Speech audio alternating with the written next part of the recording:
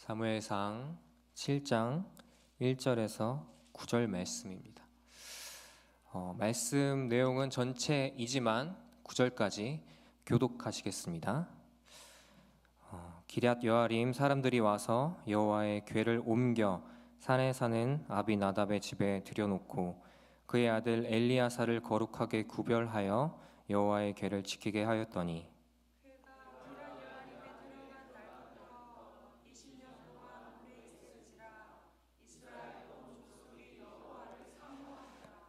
사무엘이 이스라엘 온 족속에게 말하여 이르되 만일 너희가 전심으로 여호와께 돌아오려거든 이방 신들과 아스다롯을 너희 중에서 제거하고 너희 마음을 여호와께로 향하여 그만을 섬기라.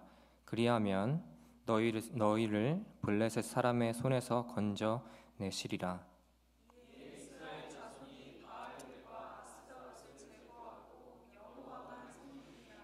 사무엘이 이르되 온 이스라엘은 미스바로 모이라. 내가 너희를 위하여 여호와께 기도하리라 하매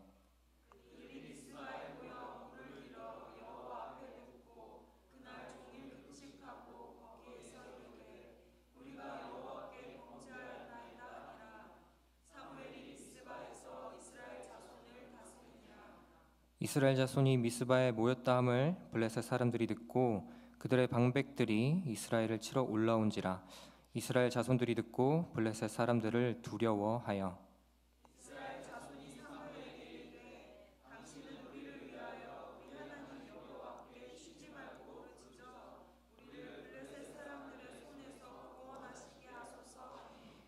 다 같이 읽겠습니다. 사무엘이 전 먹는 어린 양 하나를 가져다가 온전한 번제를 여호와께 드리고 이스라엘을 위하여 여호와께 부르짖음에 여호와께서 응답하셨더라. 아멘. 우리는 계속해서 사무엘상을 통하여서 이스라엘을 다루시는 하나님을 보고 있습니다. 부패한 이스라엘을 대표하는 엘리의 아들들을 통하여서 이스라엘의 부패를 보았고 또 제사를 멸시하는 것을 보았습니다. 그래서 그에 따른 심판 그리고 여호와의 언약궤가 블레셋 사람들에게 빼앗기는 이스라엘의 치욕적인 역사를 보았습니다. 그리고 드디어 오늘 우리는 여호와의 언약궤가 다시 이스라엘에게로 돌아오는 것을 보게 됩니다. 사무엘상 6장 21절에서 7장 1절 제가 한번 읽어드리겠습니다. 전령들은 기럇 여아림 주민에게 보내어 이르되 블레셋 사람들이 여호와의 궤를 도로 가져왔으니 너희는 내려와서 그것을 너희에게로 옮겨가라.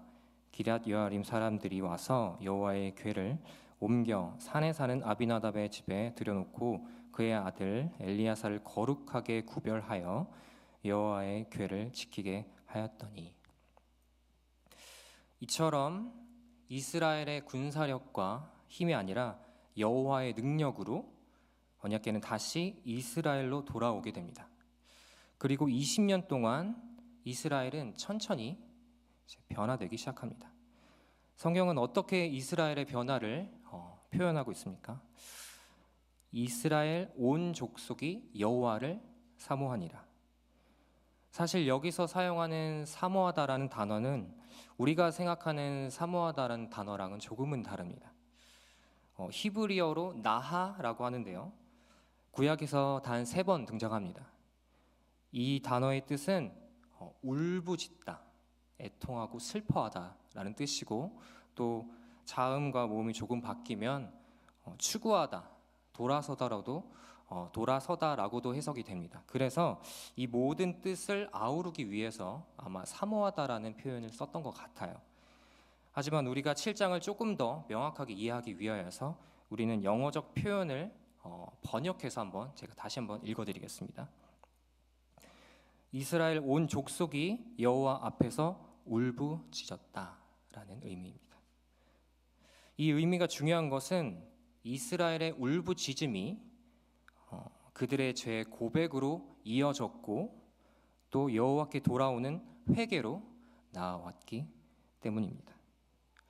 하나님은 아비나답의 아들 엘리야사를 통하여서 제사장의 역할을, 직분이 아니라 역할을 회복시켰고 거룩하게 구별하여 여호와의 궤를 지키게 하였더니 이스라엘 온 족속이 20년 동안 여호와 앞에서 울부짖었다는 거예요.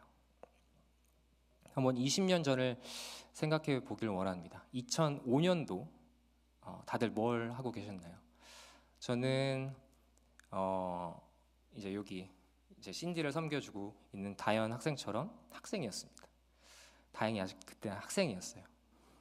그런데 그때 저를 생각해 보니까 얼굴이 뽀했고 수염도 없었고 이제 머리숱도 풍성했었는데 이제 어느샌가 제가 이렇게 아저씨가 돼서 변해 있는 모습을 보니까 20년이라는 세월이 참 길기도 하다라는 생각이 들었습니다. 좀 더 객관적인 것을 말씀드리겠습니다. 축구 선수 중에 메시라는 선수가 있습니다. 그 메시라는 선수는 너무 유명해서 다들 알고 계시죠? 그 선수는 2005년도에 등번호 30번을 등에 달고 혜성같이 등장한 신예 축구 선수였습니다. 그런데 2025년에 그는 세계 최고의 선수를 넘어서서 인류 최고의 선수가 되었고 이제 노장의 선수로서 은퇴 계획을 하고 있는 것으로 알고 있습니다. 이렇게 보니까 20년이란 세월이 정말 길더라고요.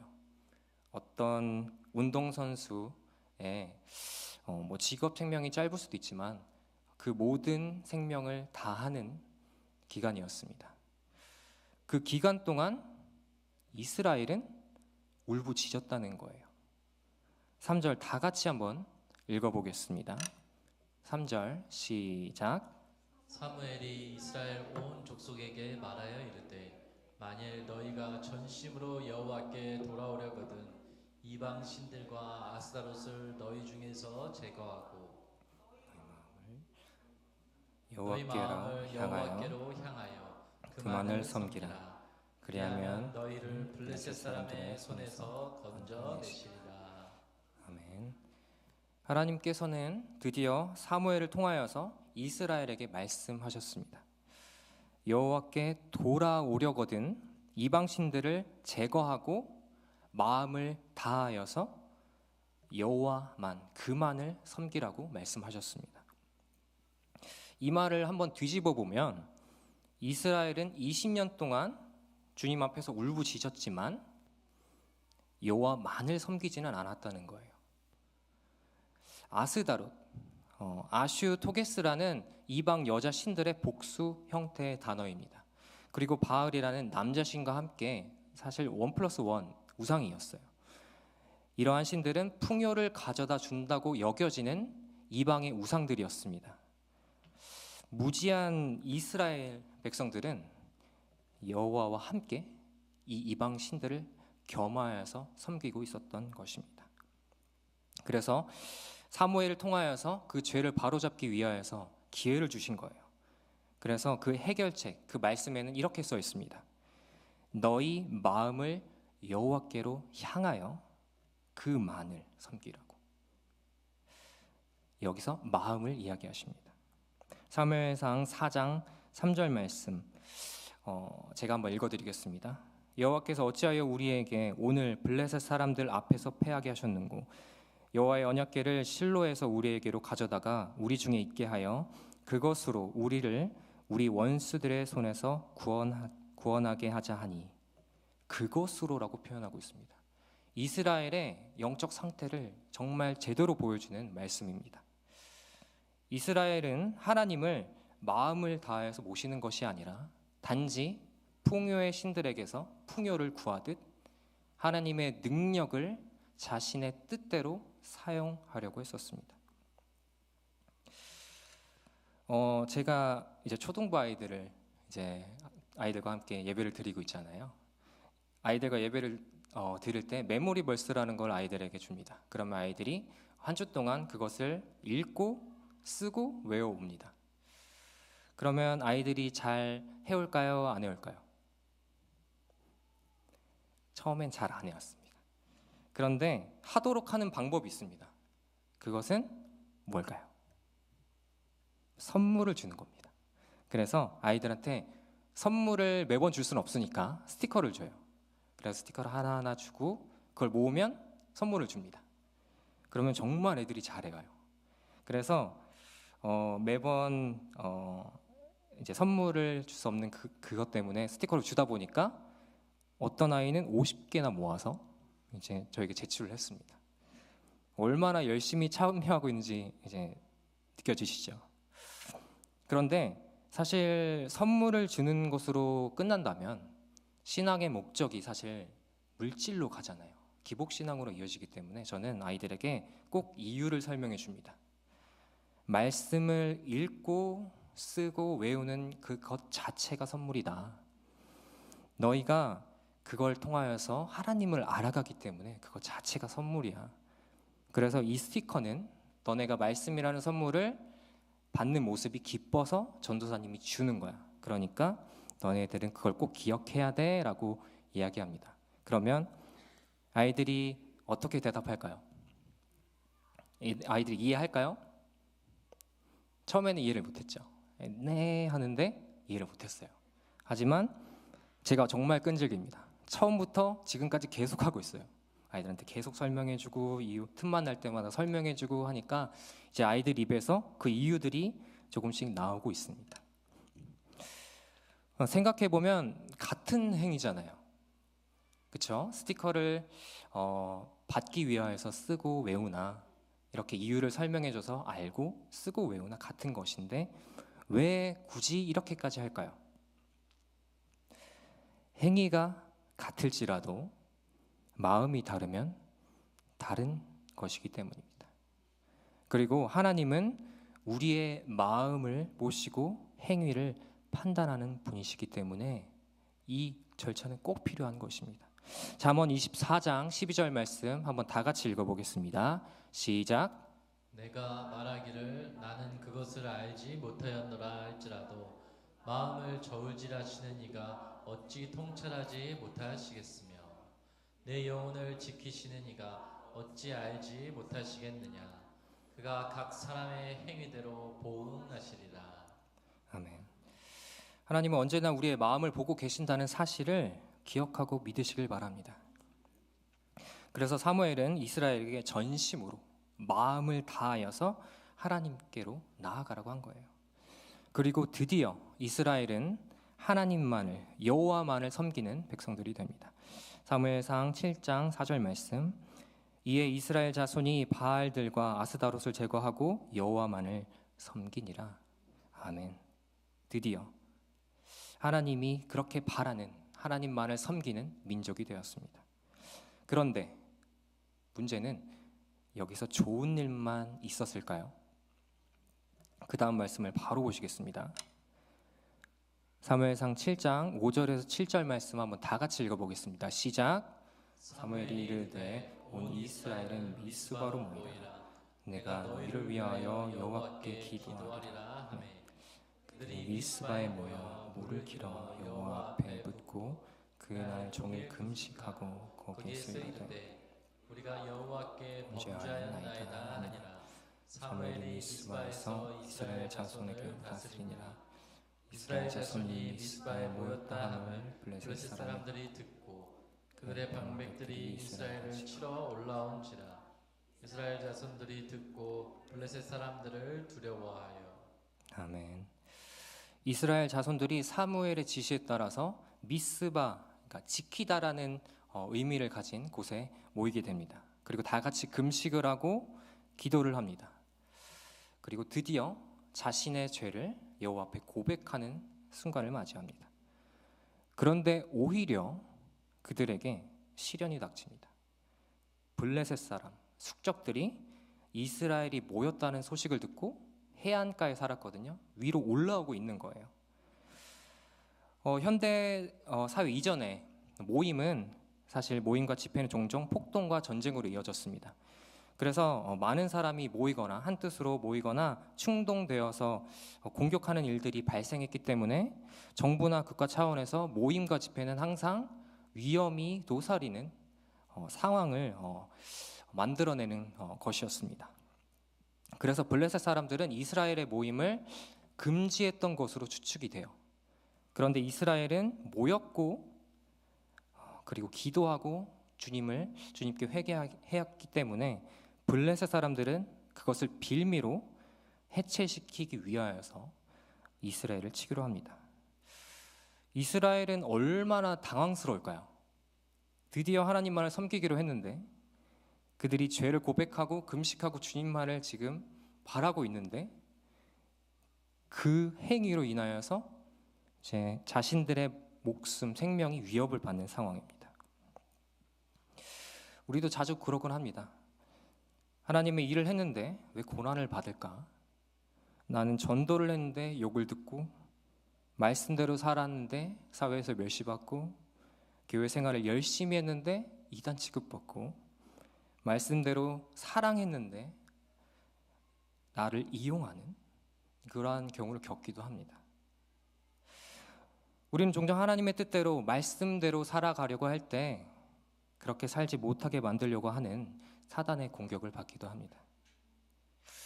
하지만 그 공격 때문에 하나님만을 섬기는 것을 포기하시겠습니까? 그 공격 때문에 하나님의 말씀대로 살아가는 것을 포기하시겠습니까? 출애굽할 때 이스라엘의 모습을 한번 보길 원합니다. 출애굽기 16장 3절 말씀 제가 한번 읽어드리겠습니다. 이스라엘 자손이 그들에게 이르되 우리가 애굽 땅에서 고기 가마 곁에 앉아 있던 때와 떡을 배불리 먹던 때에 여호와의 손에 죽었더라면 좋았을 것을 너희가 이 광야로 우리를 인도해 내어 이 온 회중이 줄여죽게 하는도다. 이 불만이 홍해를 가르시는 하나님의 기적과 하나님의 능력으로서 애굽 군대로부터 구원을 받고 나서 광야에 가자마자 한 고백입니다. 불평이에요. 그러한 큰 기적을 보았는데, 하나님의 능력으로 구원을 받았는데 거기서 죽었으면 좋았을 것이라고 이야기하는 이스라엘의 모습입니다. 에이, 나는 안 그래, 나는 그렇지 않아라고 생각을 하십니까? 심리학자들은 관찰자가 그 안에 있는 사람들과 자신을 분리시켜서 나라면 안 그럴 텐데 라고 하는 것을 도덕적 우월감에 빠진 것이라고 합니다. 그래서 다시 말해서 누구든지 그 상황에 들어가면 그럴 가능성이 있다라는 거예요. 자신을 분리시키지 말라는 거예요. 오히려 분리시키는 사람이 더 위험하다는 것입니다. 이스라엘의 홍해를 가르는 하나님의 기적을 보고도, 능력을 보고도 불평했듯이 우리가 조금만 방심을 한다면, 우리가 하나님을 잊는다면 우리도 똑같이 불평할 수 있다는 것입니다. 이제 금식하며 회개하는 이스라엘 백성들에게 닥친 블레셋의 진군, 이것은 큰 위협이었습니다. 전쟁을 해야 되는데 금식을 해서 굶주리고 있고, 전쟁을 준비해야 되는데 그 시간에 기도하고 있는 상황이에요. 그들은 두려움에 휩싸였습니다. 하지만 그들이 불평했을까요? 아닙니다. 그들에게는 그들을 대변해줄 하나님의 사사인 사무엘이 있었습니다. 그래서 도망치지 않고 그들의 두려움을 쏟아내고 사무엘에게 요청합니다. 사무엘상 7장 8절 말씀.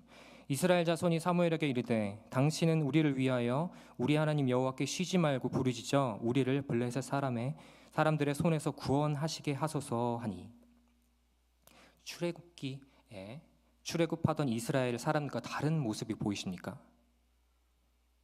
그들이 하나님만을 섬겼더니 그들은 하나님의 선지자를 의지하여서 오직 하나님께 자신의 생명을 맡겨드리고 있는 모습입니다.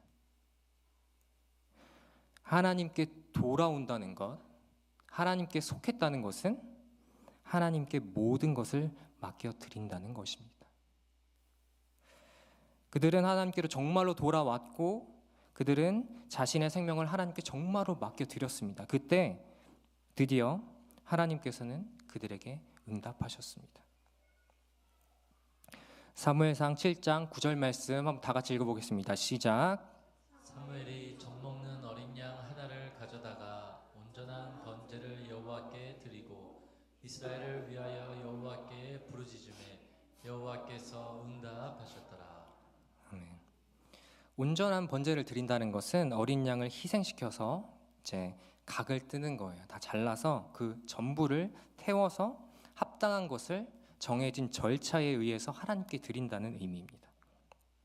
블레셋 사람들이 쳐들어오고 있는데 급박한 그 시간에 전쟁을 준비하는 것을 또 넘어서 이제는 제사를 드리는 이스라엘의 모습입니다. 그리고 그 마음을 다한 행위를 보시고 드디어 하나님은 그들의 기도에 응답을 하셨습니다. 성경은 번제를 드릴 그때에 블레셋 사람들이 이스라엘과 싸우려고 가까이 왔다고 합니다. 쉽게 설명하면 우리가 이렇게 예배를 드리고 있는데 우리를 공격하려는 사람들이 지금 YMCA 앞에 있는 거예요. 그래서 정말 급박한 상황, 그러한 상황에서 정말로 예배만 드리고 있는 상황입니다. 그때 여호와의 응답은 큰 천둥 소리였어요. 그 큰 천둥 소리를 통하여서 블레셋 사람들이 패닉에 빠지게 만드셨습니다. 그 당시 고대 근동의 전쟁은 땅에서는 인간들이 전쟁을 했고 하늘에서는 신들이 전쟁을 한다고 여겨졌습니다. 그래서 그 큰 천둥 소리는 이스라엘을 공격하려는 블레셋 사람들에게 자기네 신들이 패배했기 때문에 들리는 소리로 들렸고, 그렇기 때문에 패닉에 빠지는 것이었어요. 그도 그럴 것이 여호와의 언약궤 앞에서 신들의 조각상들이 조각났잖아요. 그래서 언약궤를 돌려주었던 블레셋 사람들인데 그 천둥 소리를 들었을 때 얼마나 놀랐을까요? 그래서 도망가게 됩니다. 그때 이스라엘 사람들이 끝까지 쫓아가서 진멸하게 됩니다. 어떻게 이 천둥 소리 하나에 이렇게 상황이 바뀔 수 있을까요? 이것을 굳이 우리가 이해하려면 패배의 요인의 세 가지를 알면 됩니다. 사기의 저하. 사기가 저하된 군인들은 등을 보이고 도망가기 때문에 공격을 등으로 받아요. 그렇기 때문에 질 수 있고, 또한 전형과 지휘 체계가 붕괴되기 때문에, 너무 중요한 거 아시죠? 이순신 장군의 한산도 대첩, 그것만 봐도 진영을 제대로 잡은 배 55척이 73척과 대결을 해서 한 척도 침몰을 당하지 아니하고 일본 배만 55척이 침몰당하는 그 상황만 봐도 그 진영의 필요성이 느껴집니다. 그리고 마지막으로 도망가는 군인들은 장비를 포기합니다. 그래서 빨리 도망가기 위해서 무기를 버리고 무거운 것을 벗어버리기 때문에 끝까지 쫓아가는 추격군들에 의해서 마주친다면 어쩔 수 없이 패배를 할 수밖에 없어요. 그래서 블레셋 군대는 이스라엘에게 완전히 패배하게 됩니다. 제가 이런 생각을 한번 해봤어요. 만약에 이스라엘이 미리 하나님의 응답이 천둥소리라는 걸 알았으면 과연 감사했을까? 이해하지 못하고 더 두려워하지 않았을까요? 오히려 군대를 더 주시옵소서, 아니면 무기를 더 좋은 걸 주시옵소서, 전차를, 이렇게 하지 않았을까요? 그런데 하나님은 정말 끝 앞에까지 왔을 때까지 그 응답을 안 해주신 거예요. 우리는 하나님의 응답을 감히 예측할 수 없고 우리가 보기에는 터무니없어 보일지라도 하나님의 응답과 타이밍은 완벽하다는 사실을 믿으시길 바랍니다. 사무엘상 7장 12절 13절 제가 읽어드리겠습니다. 제가 읽어드리겠습니다. 사무엘이 돌을 취하여 미스바와 센 사이에 세워 이르되 여호와께서 여기까지 우리를 도우셨다 하고 그 이름을 에벤에셀이라 하니라. 이에 블레셋 사람들이 굴복하여 다시는 이스라엘 지역 안에 들어오지 못하였으며 여호와의 손이 사무엘이 사는 날 동안에 블레셋 사람을 막으시매. 에벤에셀이라는 의미는 도움의 돌이에요. 그래서 하나님이 도우셨다라는 것을 기념하려고 만든 돌입니다. 그리고 이 승리를 통하여서 블레셋에게 뺏겼던 약속의 땅의 대부분을 받게 됩니다. 그리고 이제 블레셋을 이긴 이스라엘이잖아요. 그래서 거기 있는 모든 민족들이 이스라엘과 화평하기 원합니다. 그래서 평화가 찾아와요. 이렇게 끝났으면 너무 좋았겠죠. 이스라엘은 오래오래 행복하게 잘 살았습니다 라고 끝났으면 너무 좋았을 텐데, 아이러니하게도 시간이 지나자 사무엘이 늙고 왕이신 하나님을 망각하고 또 이스라엘에도 망각하고 그들이 원하는 왕을 요구하는 아이러니한 행동을 보이게 됩니다. 이 이야기는 먼 이야기가 아니에요. 바로 이어지는 8장의 내용입니다. 이러한 반복되는 죄악을 막을 수 있는 방법을 굳이 오늘 말씀에서 찾는다면 저는 사무엘이 죽지 않으면 되겠다라고 생각이 들더라고요. 왜냐하면 하나님의 손을 능력이라고 얘기하거든요. 하나님의 손이 사무엘이 죽지 않을 때까지 막으셨으니까. 하지만 이런 일은 불가능하죠. 이스라엘은 매번 눈에 보이는 선지자들이 사라질 때 다시 한번 그들의 죄악으로 돌아가고 반복하는 패턴을 보입니다. 그리고 이 죄악의 패턴은 구약이 끝날 때까지 지속됩니다. 그래서 어떤 구약의 신학자들은 구약을 새드 엔딩 스토리라고 이야기까지 합니다. 계속해서 넘어지고 죄를 짓고 하나님을 잊고 다시 부르짖는 이러한 반복 속에 혹시 우리도 살고 계십니까? 그렇다면 우리는 아직도 구약을 살고 있는 것입니다. 에베네셀의 돌을, 하나님의 언약궤를 잘 보존하더라도 그것은 날과 달아 없어집니다. 어린 양으로 온전한 제사를 드리더라도 죄를 지으면 또다시 제사를 드려야 합니다. 탁월한 선지자를 통하여서 하나님께 기도했지만 그가 죽으면 다시 선지자를 기다려야만 합니다. 하지만 감사하게도 우리는 신약의 사람들입니다. 다시 말해서 새 언약의 백성이라는 것입니다. 히브리서 8장 10절 말씀 제가 읽어드리겠습니다.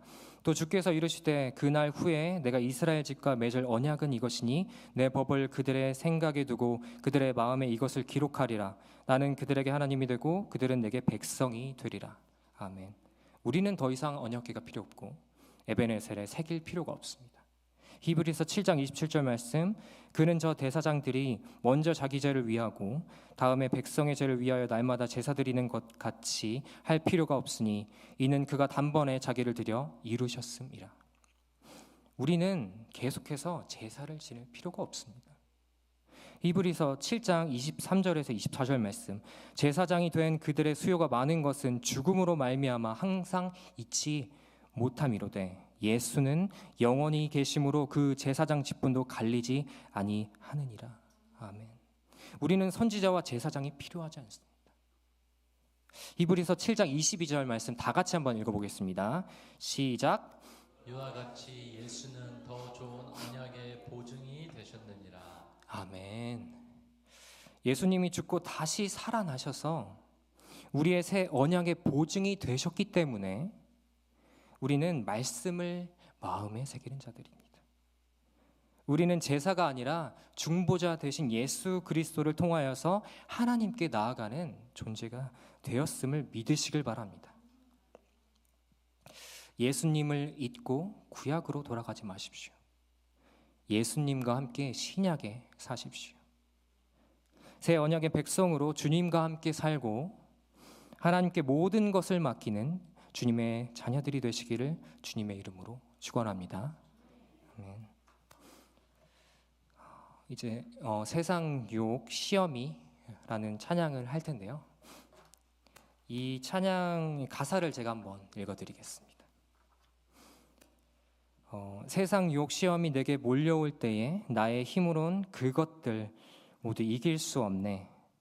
거대한 폭풍 가운데 위축된 나의 영혼 어찌할 바를 몰라 헤매이고 있을 때. 3절, 주위를 둘러보면 아무도 없는 듯 믿음의 눈을 들면 보이는 분 계시네. 지금도 내 안에서 역사하고 계시는 사망과 어둠의 권세를 물리치신 예수님.